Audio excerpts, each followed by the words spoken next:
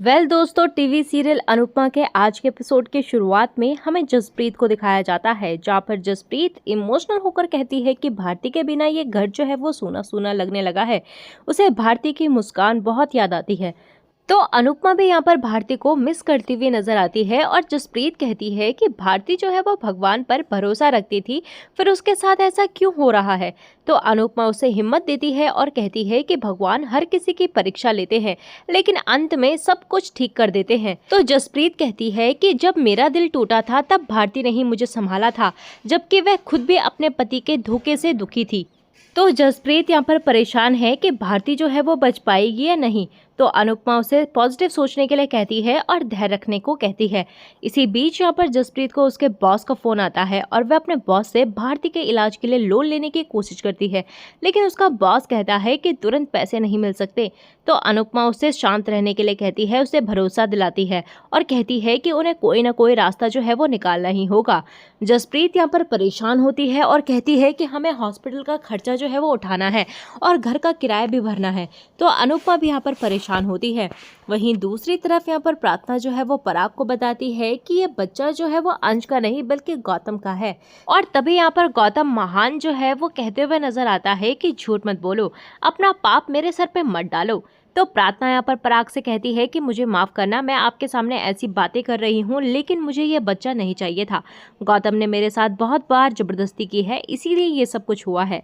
तभी वहाँ पर मोतीबा भी प्रार्थना को रोकती है और कहती है कि तुम्हें अपने बाप के सामने ऐसी बातें करते हुए बिल्कुल भी शर्म नहीं आ रही। ये मत भूलो कि गौतम तुम्हारा पति है। तो प्रार्थना कहती है कि गौतम सिर्फ परमेश्वर नहीं है और किसी भी लड़की के साथ जबरदस्ती करना जो है वो गलत है, चाहे वह पति ही क्यों ना हो। इस आदमी ने हमेशा मुझे खिलौने की तरह इस्तेमाल किया है।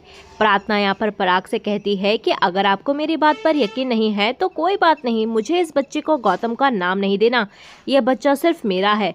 तभी वहाँ पर मोतीबा कहती है कि तुम्हें ऐसी बातें कौन सिखा रहा है, और वह इसका दोष जो है वो अनुपमा को ही देती है।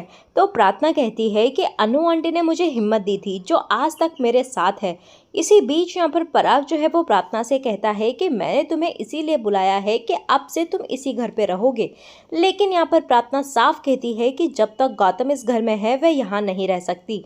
तभी गौतम कहता है कि तुम पति के साथ नहीं रह सकती, लेकिन बॉयफ्रेंड के साथ तो रह सकती हो।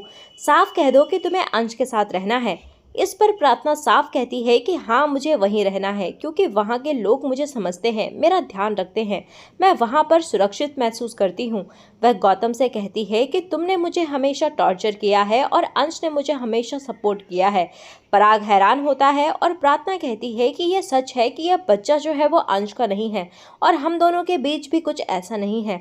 लेकिन यह भी सच है कि पहली बार मुझे जिंदगी में खुशी महसूस हुई है, पहली बार मुझे कोई अच्छा लगने लगा है। सभी यहाँ पर प्रार्थना की बातें सुनकर हैरान होते हैं और तभी यहाँ पर प्रार्थना जो है वो गुस्से में गौतम से कहती है कि ये बच्चा सिर्फ मेरा है और इस बच्चे पर और मुझ पर तुम्हारा कोई हक नहीं है। वह बताती है कि अभी तक अंश को नहीं बताया है, लेकिन तुम्हें बता रही हूँ कि मैं अंश को पसंद करने लगी हूँ। यह सुनकर सभी जो है वो हैरान हो जाते हैं। प्रार्थना यहाँ पर चली जाती है और तभी ख्याति आती है और ताना मारती है कि अनुपमा का एक प्लान और कामयाब हो गया। राही यहाँ पर हैरान होती है और वहीं दूसरी तरफ यहाँ पर अनुपमा और जसप्रीत भारती के लिए भगवान के सामने प्रार्थना करती हैं। इसी बीच यहाँ पर सरिता और बाकी की महिलाएं अनुपमा की मदद करने के लिए पैसा इकट्ठा करने लगती हैं। अनुपमा यहाँ पर इमोशनल होकर सभी को शुक्रिया अदा करती है और उन पैसों से भारती की दवाइयाँ खरीदने का फैसला लेती है। सरिता यहाँ पर कहती है कि एक दिन पहले तक भारती कितनी खुश थी और आज देखो वो आज कितनी ज्यादा तकलीफ में है। तो अनुपमा उन्हें विश्वास दिलाती है कि भगवान जो है वो सब ठीक करेंगे। जसप्रीत यहाँ पर मन्नत मांगती है कि भारती के ठीक होते ही वह सिद्धि विनायक मंदिर जाएगी। अनुपमा कहती है कि हम सब जाएंगे। तो सरिता कहती है कि किसी भी चीज की जरूरत हो तो बता देना। जसप्रीत यहाँ पर परेशान होती है कि इतना पैसा हम कहाँ से लाएंगे और अनुपमा सोच में पड़ जाती है। और वहीं दूसरी तरफ हमें मोतीबा को दिखाया जाता है, जहाँ पर मोतीबा और पराग में बहस होती है। मोतीबा यहाँ पर कहती है कि तुम्हारी बेटी ने हमारे परिवार की इज्जत डुबा दी है और अब तो तुम मानते हो ना कि गलती जमाई जी की नहीं बल्कि प्रार्थना की है। तो गौतम यहाँ पर पराग को समझाता है कि प्रार्थना अब अंश से प्यार करती है और यह बच्चा उसका है। वह कहता है कि अगर मेरे इस घर से जाने से प्रार्थना वापस आ जाती है तो मैं चला जाऊंगा। पराग यहाँ पर गुस्से में कहता है कि अगर आपको जाना है तो चले जाइए, मैं आपको नहीं रोकूंगा। लेकिन यहाँ पर मोतीबा जो है वो हमेशा की तरह गौतम को जाने से रोकती है और साफ कहती है कि अगर गौतम घर से गया तो वह भी घर छोड़कर चली जाएगी। पराग यहाँ पर यह बात सुनकर हैरान हो जाता है और गौतम मन ही मन के अंदर खुश होता है। वहीं दूसरी तरफ हमें प्रार्थना को दिखाया जाता है जहाँ पर वो इमोशनल होकर अंश से कहती है कि उसे वह किसी भी जिम्मेदारी में नहीं बांधना चाहती है, लेकिन उसे पसंद जरूर करती है। तो प्रार्थना कहती है कि गौतम को देखकर मुझे लगा था कि इस दुनिया में परफेक्ट जो है वो जेंटलमैन होते ही नहीं हैं, लेकिन तुमसे मिलकर पता चला कि एक लड़के को समय नहीं संस्कार जेंटलमैन बनाते हैं। मुझे पता है कि अब इन सब बातों के बाद भी हम दोस्त रहेंगे। अंश कहता है कि मैं दोस्त से ज्यादा कुछ नहीं बन पाऊंगा। अंश यहाँ पर कहता है कि वह अपनी जिम्मेदारियों के चलते किसी रिश्ते में नहीं बन सकता। वह दोस्ती के लिए हमेशा तैयार है, लेकिन उसका जीवन साथी नहीं बन सकता। तो प्रार्थना इस जवाब से संतुष्ट होती है और कहती है कि दोस्ती जो है वो काफी है। दूसरी तरफ यहाँ पर अनुपमा जो है वो ज्वेलरी की दुकान में आती है और अनुज के दिए हुए झुमके बेच देती है।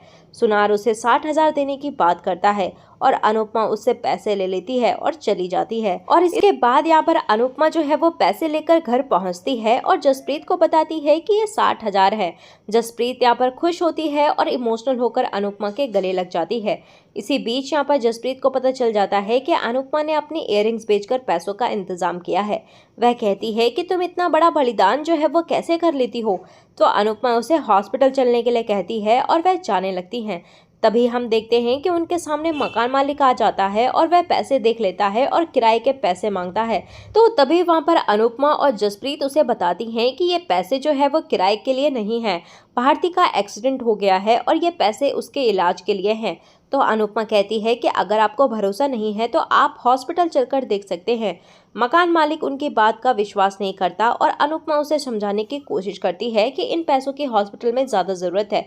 वह अनुरोध करती है कि आप इतने रुके हैं तो कुछ दिन और रुक जाइए। तो जसप्रीत भी उससे अनुरोध करती है, लेकिन मकान मालिक जो है वो उनकी बात नहीं मानता और उनसे साफ कहता है कि मुझे अभी पैसे चाहिए, वरना ये घर जो है वो खाली कर दो।